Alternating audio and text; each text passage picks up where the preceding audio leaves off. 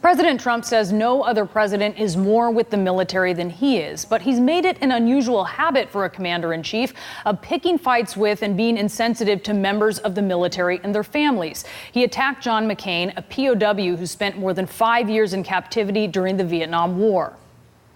I like people that weren't captured, okay? He attacked Kaiser Khan, the Gold Star father who spoke at the Democratic Convention. Who wrote that? Did Hillary's scriptwriters write it? And now he's attacking retired Admiral Bill McRaven, a former Navy SEAL who oversaw the mission that took out Osama bin Laden. Bill McRaven, retired Admiral, Navy SEAL, 37 years, former head of U.S. Special Operations. Hillary Clinton fan.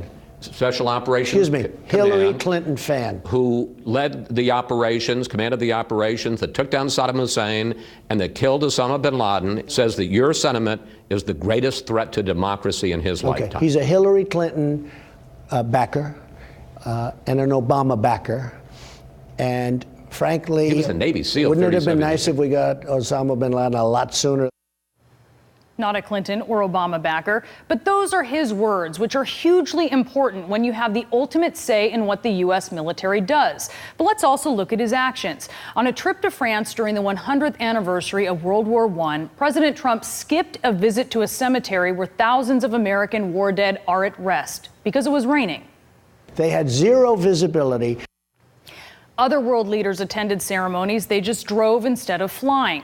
And once back in Washington on Veterans Day, the president decided not to go the short distance to Arlington National Cemetery. I should have done that. I was extremely busy on calls for the country. We did a lot of calling, as you know. Because of calls, President Trump has not visited troops in a war zone. He suggested ballots cast by active duty members of the military should not be counted in Florida because some arrive perfectly legally, I should add, after Election Day. These are service members voting from war zones, some of them.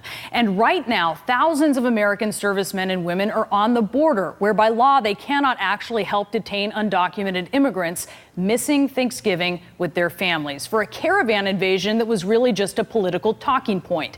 And this is coming from a president who had 5 draft deferments during the Vietnam War, avoiding the service that so many other young men were compelled to provide.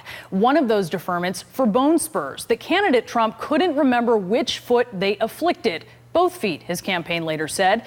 And he recounts this story, attributing his avoidance of service to luck when he had already secured a medical disqualification, making his draft lottery number irrelevant. I was entered into the draft and I got a very, very high draft number. The president claims that he's given more money to the military than any previous president. Also not true, and the Defense Department is expecting budget cuts. Though it is true that Trump has made the military and veterans a priority in past years, at least financially. But you'd think for a president who says he is with the military, that perhaps he would put his mouth where his money is, or where he says his money is anyway.